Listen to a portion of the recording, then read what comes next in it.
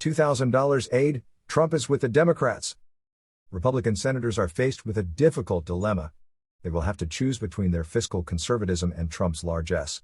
The Republican majority in the Senate must either approve the $2,000 personal aid allowance it previously rejected and which is now backed by Trump, or challenge the president.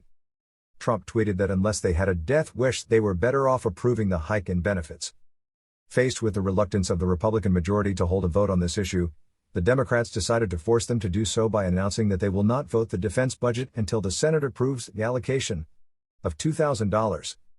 First, show its capacity for nuisance. For 5 days, Trump held the country hostage, taking his leisurely obesity around in his golf cart. Out of spite and to demonstrate his ability to do harm, he did not initialize the bill until after it had expired so that it would have to be ratified by Congress. Millions of unemployed Americans will now have to wait 2 more weeks to receive checks to pay rent and buy food. This delay risks giving the Democrats a majority in the Senate by causing the defeat of the 2 Republican senators from Georgia in the January 5 party elections.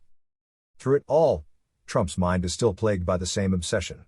In a flurry of tweets, he lashed out once again against Democrats who stole the election from him in the Supreme Court and Republican traitors who refused to help him overturn the vote. Save face, get revenge and harm Biden.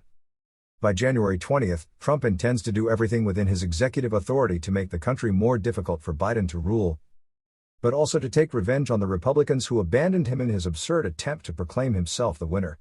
The narcissistic sore loser wants to continue to monopolize media attention while refusing to admit the inescapable reality that he is a loser. This suggests that further turbulence will further disrupt the end of his mandate.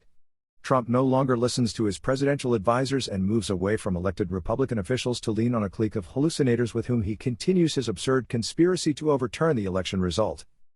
These oddballs are pushing him towards extreme options that risk further destabilizing the country, as the pandemic continues to grow and fears a 3rd wave of contamination in January.